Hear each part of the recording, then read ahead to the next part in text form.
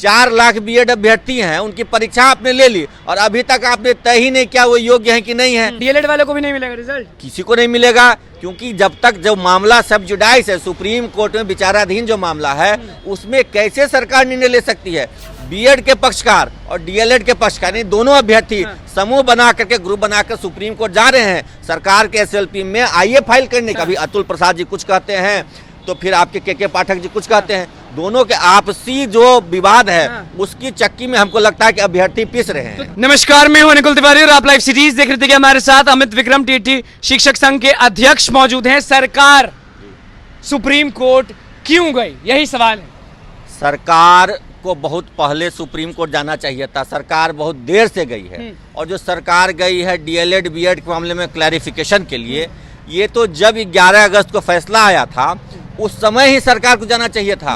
BPSC की परीक्षा करवाने से पहले सरकार को क्लैरिफिकेशन ले लेना चाहिए था कि बीएड योग्य हैं कि नहीं योग्य हैं, या स्पेशल रिलीफ वो मांग रहे हैं। तो उनको हम लोग बार बार कह रहे थे कि एग्जाम के समय भी हमने कहा था इस बात को कि क्लैरिटी लेनी चाहिए, मतलब कि पहले ही बता दीजिए कि कौन योग्य है कौन नहीं योग्य। बिल्कुल, परीक्षा ले करके 4 लाख बीएड अभ्यर्थी हैं, उनकी परीक्षा आपने ले ली और अभी तक आपने तय ही नहीं किया वो योग्य हैं कि नहीं है। अब आप तय करेंगे वो योग्य है कि नहीं योग्य। सुप्रीम कोर्ट सरकार चली गई। बिल्कुल, सुप्रीम कोर्ट ने हमारे ही केस को टीटी शिक्षक संघ को पार्टी बना दिया वहां पर और वो चली गई।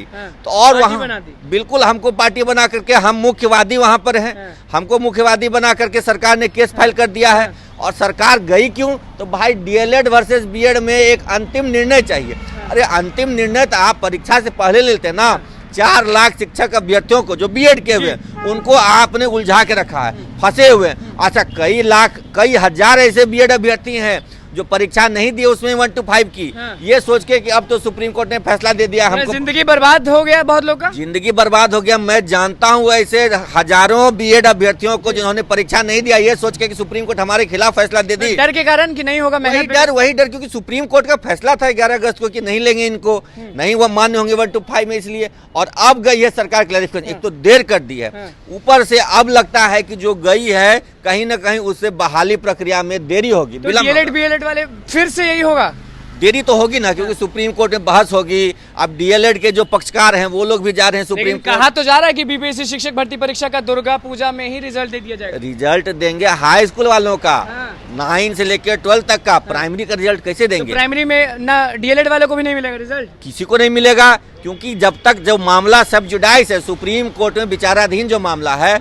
उसमें कैसे सरकार निर्णय ले सकती है। सरकार को तो पहले वहां से एक स्पष्ट दिशा निर्देश मिलेगा तभी निर्णय लेगी। और ये जानिए, बीएड के पक्षकार और डीएलएड के पक्षकार नहीं, दोनों अभ्यर्थी समूह बना करके ग्रुप बनाकर सुप्रीम कोर्ट जा रहे हैं सरकार के एसएलपी में आईए फाइल करने के लिए। आप भी तो हैं, शिक्षक नेता हैं, आज परीक्षा पे बोल रहे हैं, आपको भी तो राजकर्मी का दर्जा नहीं मिला। बिल्कुल, देखिए हम लोग भी इस बहाली के कुचक्र में फंसे हुए हैं। सरकार ने कहा था, माननीय मुख्यमंत्री जी ने कहा था कि ये बहाली हो जाने दीजिए, आपको भी हम सरकार से डायरेक्ट जोड़ देंगे, मतलब कि डायरेक्ट राज्यकर्मी बना देंगे। लेकिन सरकार ना तो ये बहाली पूरी करवा पा रही है, ना हमको राज्यकर्मी का दर्जा दे रही है। बहुत लोग ये भी कहते हैं कि परीक्षा आप लोग नहीं दिए तो राज्यकर्मी का दर्जा क्यों? देखिए, जिनको कहना है वो कहें, वो अज्ञानता है। परीक्षा तो हम 2011 में 26 लाख अभ्यर्थी बैठे थे, उसमें से मात्र 96,000 पास किए थे। 4% से कम रिजल्ट, सीटेट भी होता है ना, तो उसमें भी आप देखिए 2 दिन पहले रिजल्ट आया, 8% रिजल्ट है। लेकिन हमारे समय में मात्र 4% रिजल्ट आया था, तब हम लोग जा करके शिक्षक बने। उस समय बीपीएससी की परीक्षा ली ही नहीं सरकार ने, लेते तो हम भी देते, लेकिन 10 साल सेवा करने के बाद कोई परीक्षा देता है क्या बीपीएससी? 3 लोग तो लटक गए ना, एक नियोजित शिक्षक, दूसरे बीएड वाले, तीसरे डीएलएड वाले, सबको लटका दिया सरकार ने।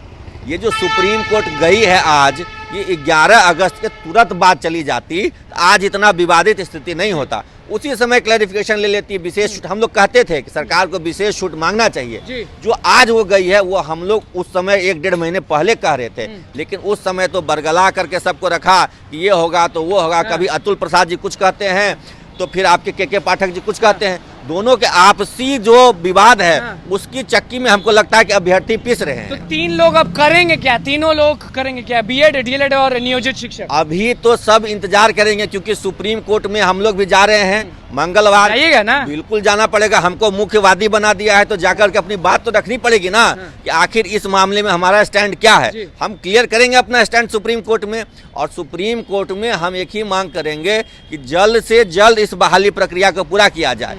जो भी सरकार और कोर्ट मिलकर के निर्णय ले उसमें एक टाइम बाउंड तय करे कि बहाली प्रक्रिया को टाइम बाउंड ड्यूरेशन में पूरा किया जाए, क्योंकि इस प्रकार से जो उलझा के रखी है इसमें तो सबका नुकसान हो रहा है।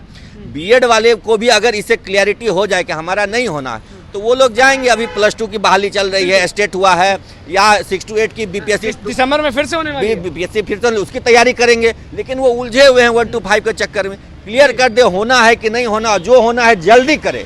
सरकार बहुत देर कर रही है और इससे अभ्यर्थी, शिक्षक सब नाखुश हो रहे हैं, सबसे नाराजगी फैल रही है। नाराजगी फैल रही है। तो आपने सुना कि टीटी शिक्षक संघ के अध्यक्ष अमित विक्रम का क्या कुछ कहना था। सीधे कह रहे हैं नियोजित शिक्षक, डीएलएड वाले, बीएड वाले बहुत परेशान है, सरकार लटका के रखी है और ज्यादा दिन हम लोग सहने वाले नहीं। क्या कुछ कहना था, क्या दिक्कत है, सुप्रीम कोर्ट पहुंचने वाले हैं धीरे धीरे सब लोग।